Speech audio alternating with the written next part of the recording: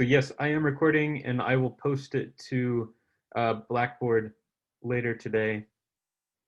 And I'll probably send out an email telling you where to find those videos.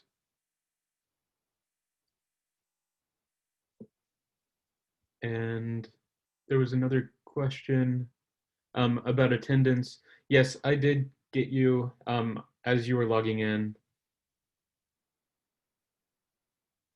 So everyone is recorded as present. Okay, so continuing with our lecture.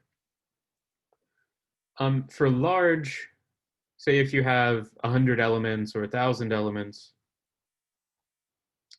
and there was another question, does every number in a set need to be represented in the brackets? I think I'm about to answer that question, or at least I think answer it a little bit. Because when you have a large number of elements, say you had 100 elements or 1,000 elements, you wouldn't want to go through the process of writing them all out. It would just take too long. Your hand would get tired. It just wouldn't be good. So for large sets, we're going to have something called set builder notation for large and even infinite sets. And let me just write down an example of it and then explain what it means. So I'm still going to use the curly braces, and then I'm going to write something like this.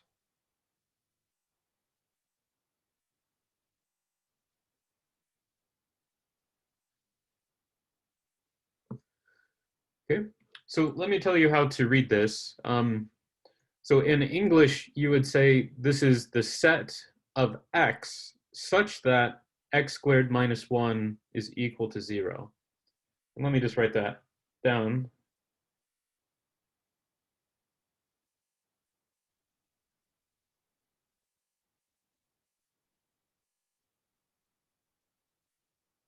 So it's the set of elements x such that, and let me point out that the vertical bar translates to such that. And then the rest of what you find inside of the curly braces, x squared minus 1 equals 0.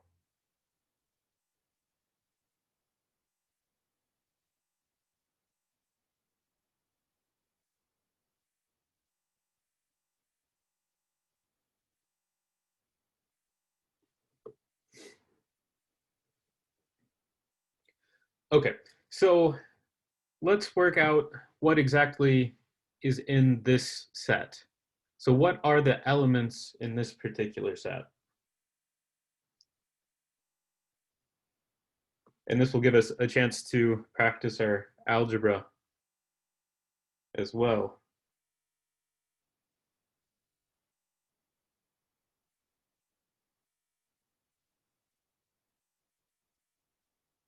So in order to figure out what is in the set, we actually have to figure out what numbers, what elements satisfy this equation. So we have to solve x squared minus 1 equals 0.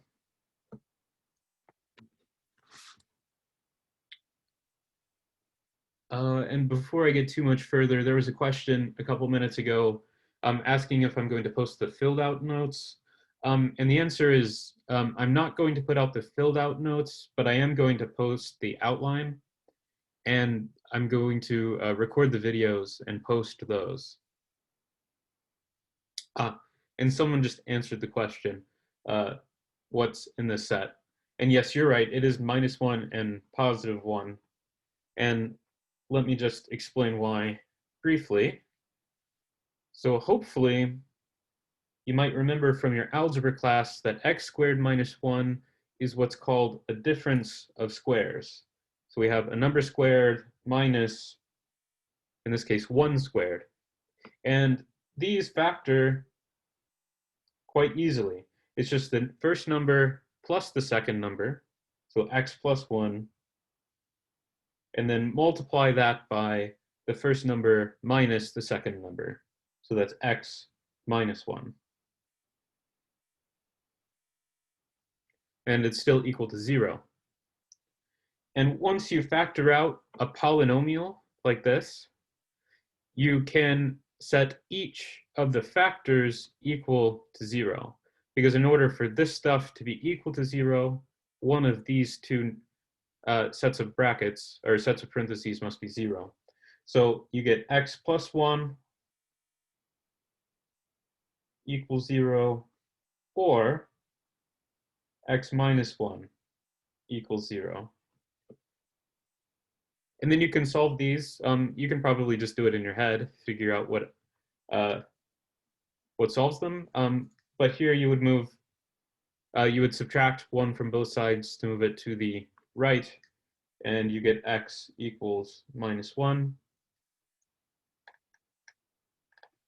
And here you would add 1 to both sides to get the answer x equals positive 1. So this answers the question, what's in the set? Let me just write it out here. The set contains those two elements.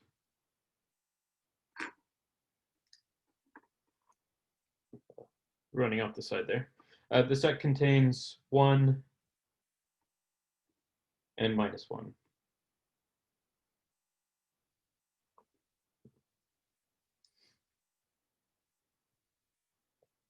And before I move on to the next page, I'm going to add an extra example here at the bottom.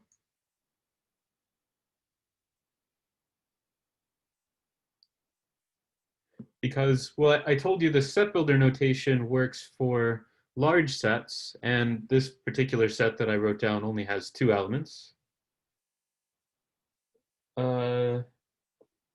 Let's see, we have a question. How would this be presented on the test? So if I was going to ask about something like this, I might say, here is a set in set builder notation, and then rewrite it as a list. So just listing out all of the elements.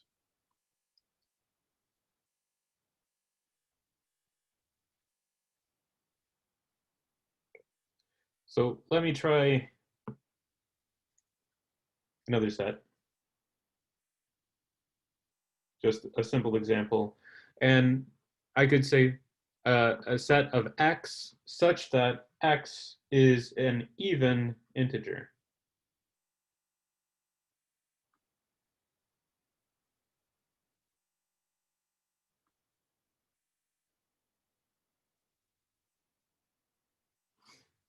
So I want to also point out that up here, when I was using set builder notation, I had a mathematical expression, an equation, and there are other ways to build sets. You can actually write sentences to build sets, like this one.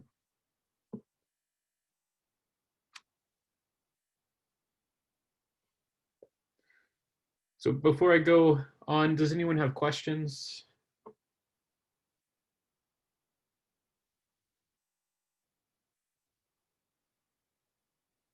Yeah, I have a question. Okay, go for it. Okay, so just to make sure I'm like clear on this, Uh-huh. say the set is every positive number.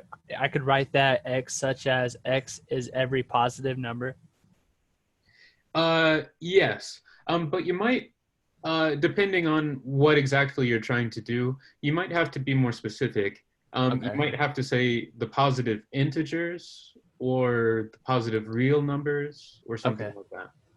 Okay. Mhm.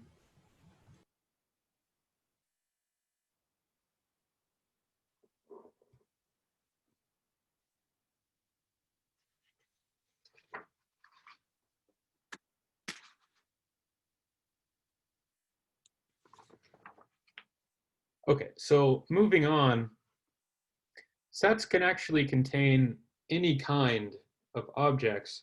In my first few examples, we were looking at numbers, but they can have all sorts of things. They can have letters, like A, B, and C. And I can actually mix kinds of things. So I could have letters and numbers. So I could have A, B, C, and then 1, 2, 3. And they could be more complicated things, like maybe my set has the state of Oklahoma in it.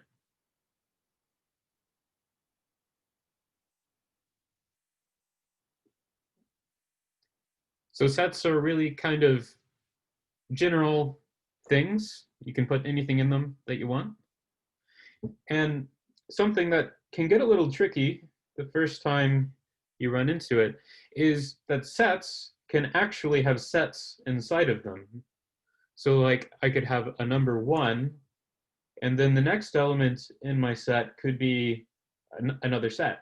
Maybe it contains the 2 letters A and B.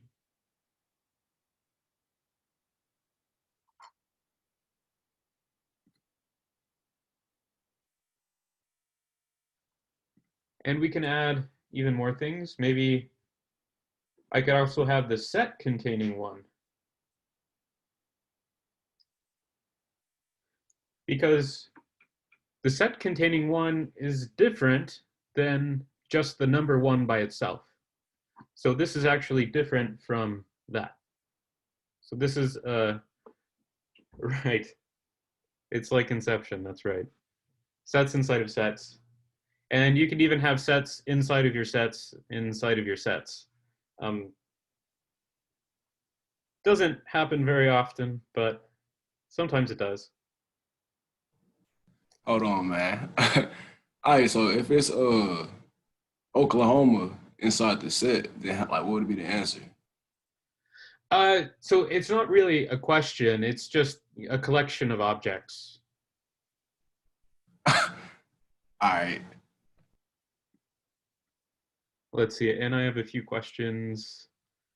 Is the set containing 1 different from the set containing 1? And yes, they are different. So this set is not, or is different from,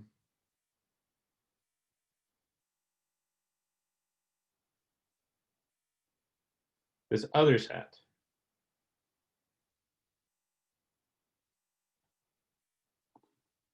Yeah, exactly. So an element of this set is a set containing 1. And the only element of this set is the number 1. Good.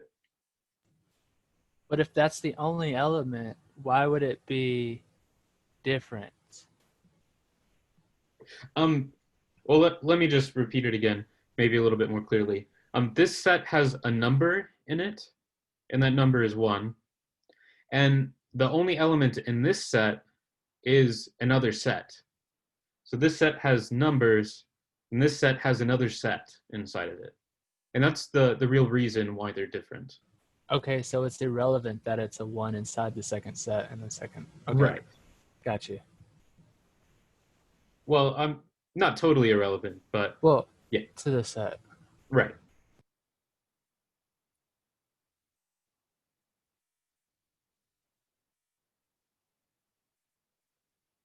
Okay, so in math, we do deal with numbers most of the time.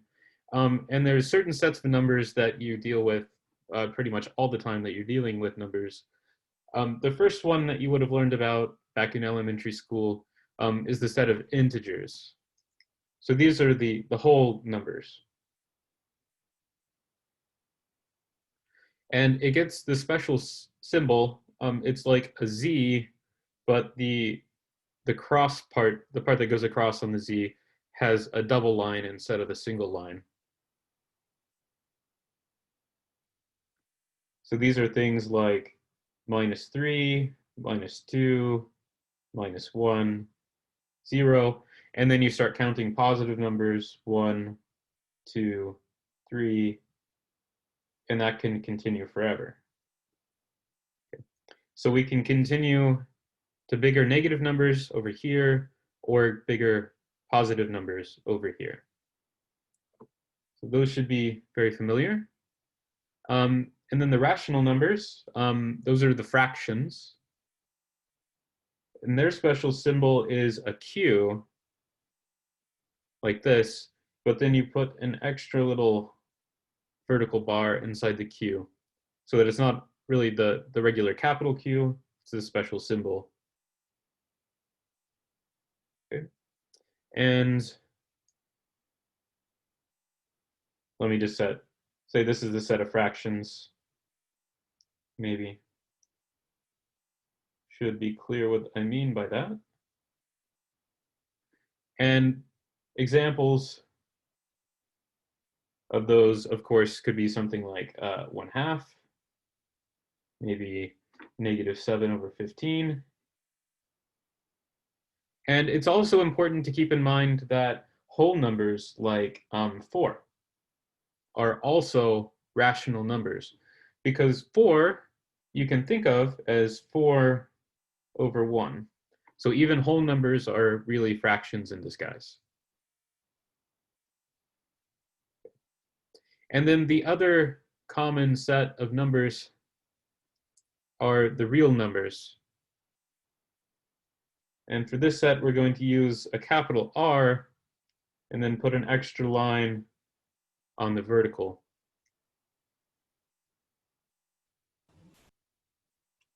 So the real numbers, let's see, it was just a question.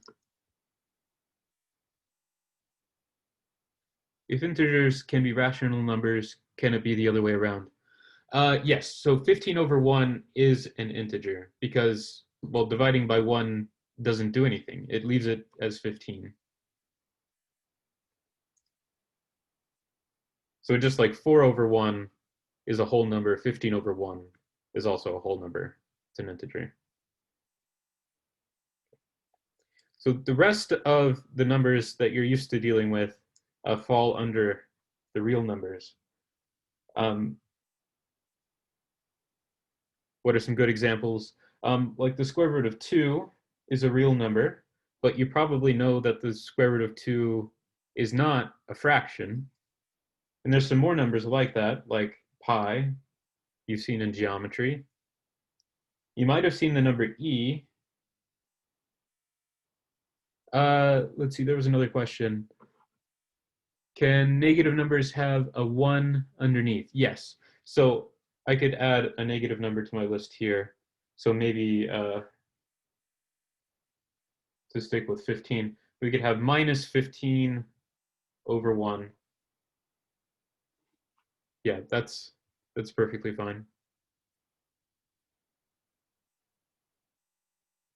Okay, so we have square root of 2, pi e, and, well, also all of the rational numbers and all of the integers are in here as well.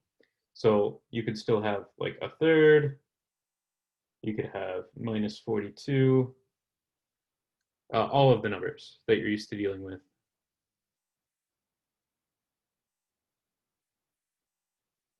Okay, so another common set of numbers that we probably won't see very much this semester would be the complex numbers. So that's where you get the imaginary number I, the square root of -1. But I don't think we'll have much of a reason to use those in this class. So we'll just skip over them for now.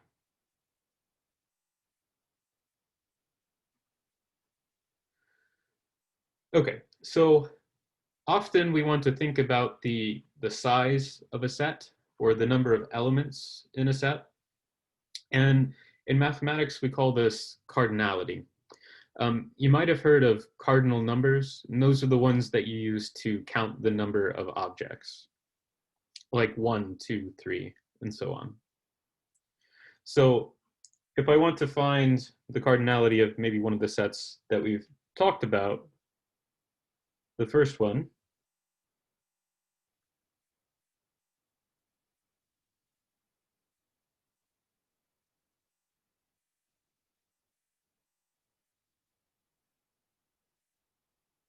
the set containing 1, 2, 3, well, you can just count the number of elements inside of it.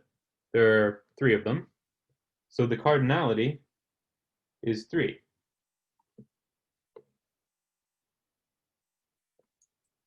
And there's a little bit of new notation for this that I want to go over. So if we give a set a name, so if instead of writing the set out all the time, I say X is equal to that set, because it's a little tedious to write out the whole thing, we can just replace it with a symbol, just like we can use variables for numbers. And there's also a shorthand for cardinality.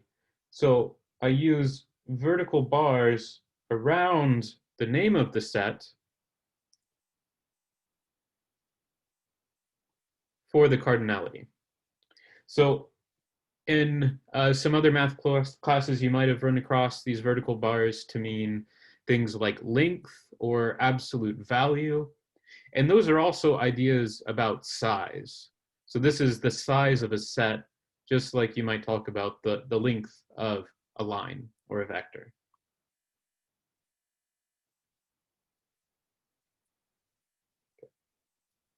Yes, magnitude. That's another name for this that you might have come across.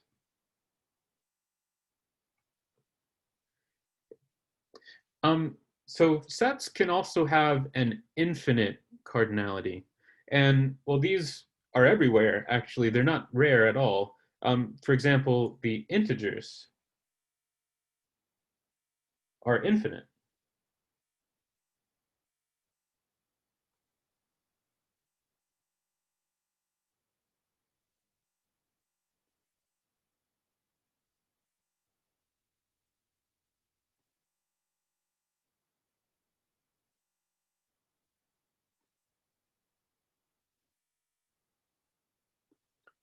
Okay, so just think about it for a second. If you start counting at 1, and then 2, 3, 4, 5, 6, 7, and so on, there wouldn't ever be a place to stop. You could just keep on counting forever. And that's what we mean by infinite. It just goes on forever. And in fact, in mathematics, there's this idea of even sizes of infinity. Like, for example, the real numbers have a larger infinity than the integers. But that's kind of a technical subject, and we're not really going to have the opportunity to discuss it very much in this class. But if you're interested in sizes of infinity, you might do a quick Google search and learn a little bit about it.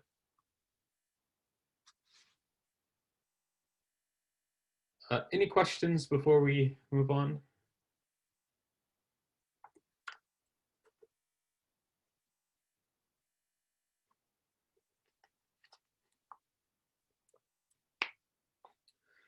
Okay, how would you write that? What do you mean exactly by that?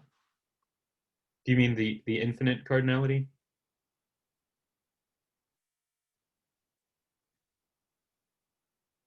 Okay. Is there a picture to show an infinite? There is a special symbol for the number of elements in the integers, the infinite cardinality. And let me open your textbook up to the right page, and I can show it to you.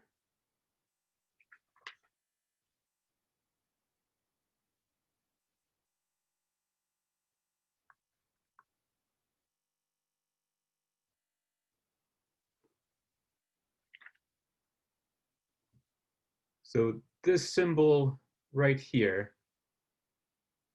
is actually I believe it's a Hebrew character, and it's the Aleph character from Hebrew.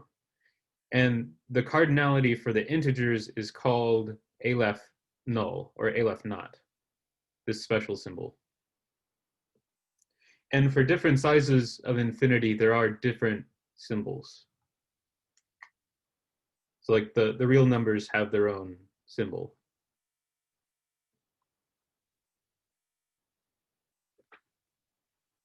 So do we need to learn all of them or just that one? No, so we're not going to spend much time talking about infinite numbers or infinite cardinalities. So whenever I ask about cardinality, there always is going to be just a number involved, not infinite.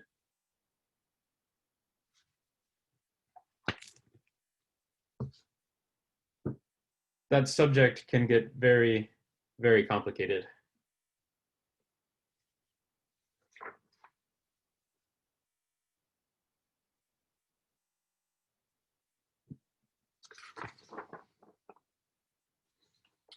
Okay, so we're going to continue today learning a bit more about how we talk about sets in math. And most of the time when we're talking about sets, we want to talk about the elements that are actually in the set. And there's a special shorthand notation that we need to know. So if we have this lowercase x and it's in this other set, or the set with an uppercase x, then we use the shorthand notation. This little symbol, it's a bit like an E. So you might draw a C and then put a little extra line through the middle. And it means X, the element X, is in the set capital X. And if you draw a line through that symbol, it means little x is not an element of capital X. So seeing all these symbols gets a little confusing, but let's look at a quick example to try to make things clear. This letter B is in my set of the first three letters of the alphabet, ABC.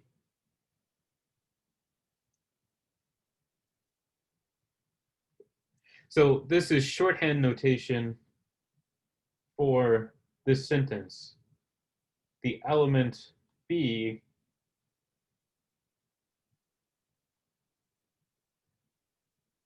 is in the sets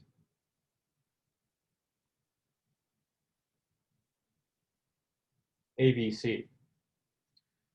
So instead of writing out a sentence like this every time we want to say something is in a set, we have this shorthand notation like this.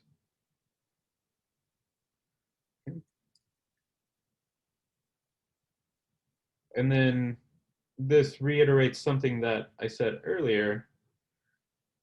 This element, so now I'm talking about this little set containing B as an element, is actually not in this set.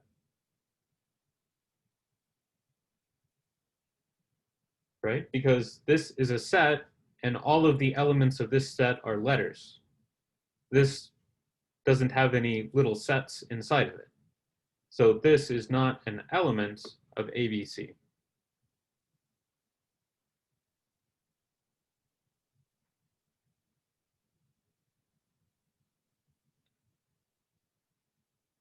Okay, so what do we mean when two sets are equal? And probably the idea that you have in your mind of what that means is the correct one. We say that two sets are equal if they have exactly the same elements. And if we want to say two sets are equal with symbols, we would just put an equal sign between them, just like we use an equal sign when two numbers are equal. So there's another way to think about that I want you to have in mind. So another way to think about two sets having the same elements. And it's this way. It's actually two things that combine together to mean this. And it's if little x is an element of uppercase X, then it's also an element of uppercase Y. So we would write it like this. So what I mean by this sentence is if an element of the set is over here, then it also has to be an element of this side of the equation.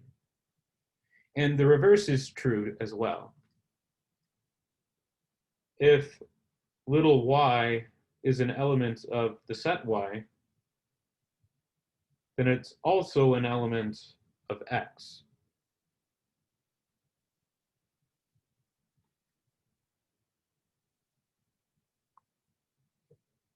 So for this class, you're going to have to write and read lots of statements like this involving sets and elements and so on and so forth.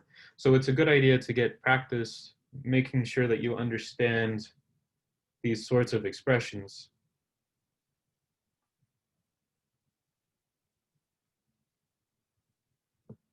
Let's see, I just got a warning that my connection was unstable. Can you guys hear me? Yes. Okay, thank you. Okay, so let's just look at a few sets that are equal to each other. And these are things that we actually talked about a little earlier. This set, 1, 2, 3, is the same as this other set, 3, 2, 3, 1. Okay, so all the elements of this side, 1, 2, and 3, can be found in the set, written in a little bit different order, and there's an extra copy of 3, but doesn't matter. And then all of the elements of this set can also be found over there. So 3, 2, and 1. And we can also do this sort of thing with set builder notation. For example, the set of x such that x squared plus 3x plus 2 is equal to 0 is the same as the set with -2 and -1. So the reason for that is, well, algebra. We can try to solve this equation to see what elements are over here.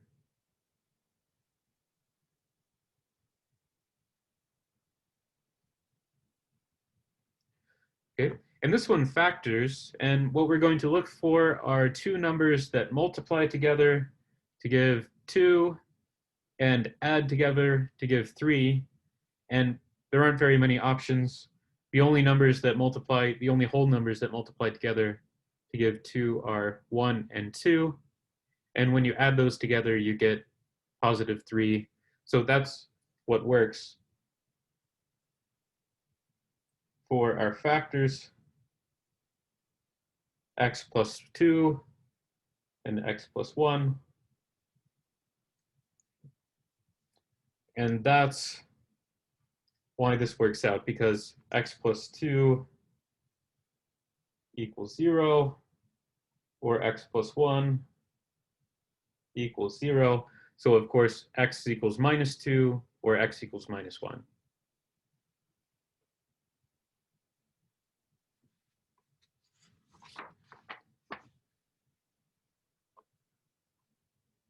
Okay, any questions before we move on?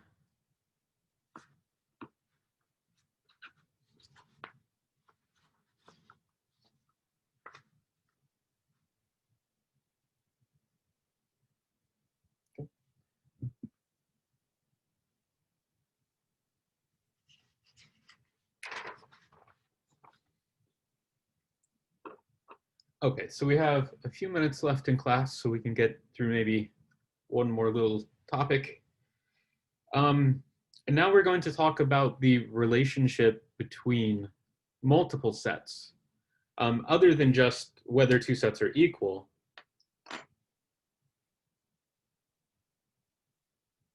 Sorry, I was reading a question there. That's why I paused. So let's suppose that we start with two sets. We'll call them x and y. And if every element of x is also an element of y, then x is what's called a subset of y, because everything over here in x is contained already in y. And we have this notation. It's sort of a sideways U, or maybe a C with a line underneath. And let me give a quick example to illustrate, clarify that. So this set, it has two letters, A and C, is a subset of this larger one that has A, B, C, and D.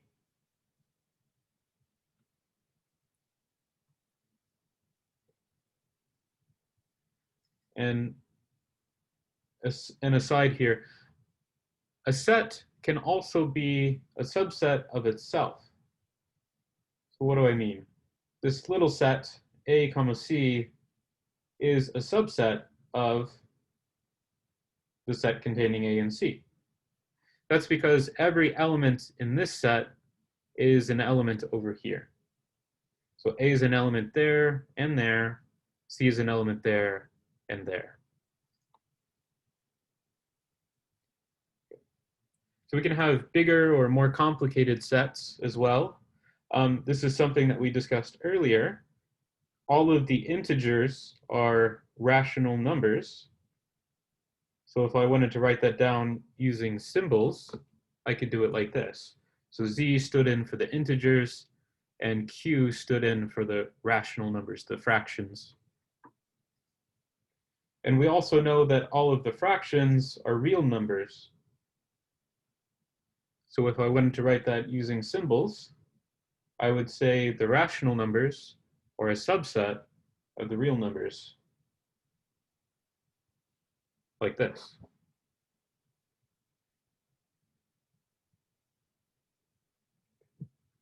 And one more short example that we can end on and give you something to think about as the lecture ends. I'm going to use set builder notation. X such that 3x squared minus x minus 2 equals 0. So this is another quadratic equation.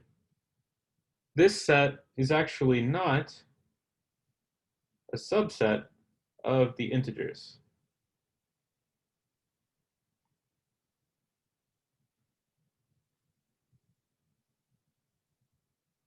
So just like before when we wanted to say something is not an element of a set, we put a slash through it. If we want to say this is not a subset, then you put a slash through the subset symbol.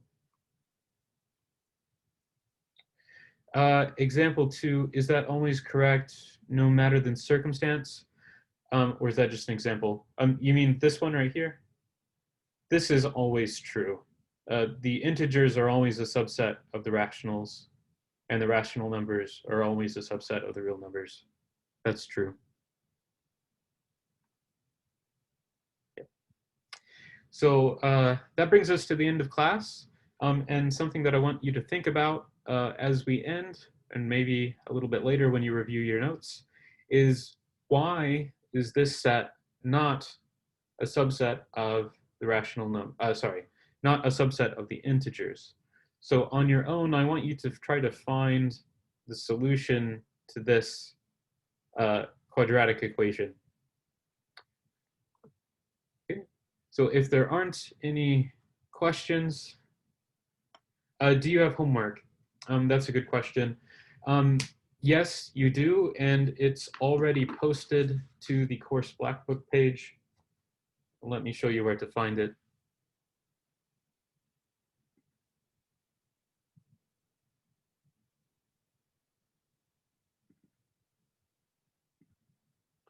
So if you go back to the course homepage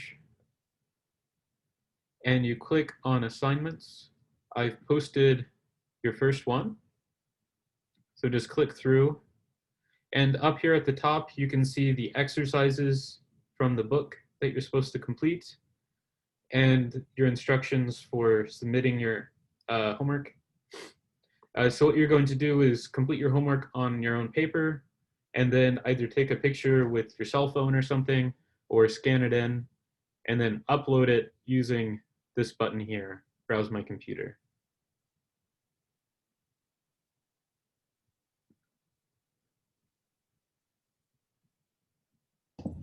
When is it due? So on the homework, I said it was going to be due Monday, but since we didn't finish section 1 today, it'll be due, I guess, Wednesday. So I'll be changing that due date after class. All right, thank you. You're welcome.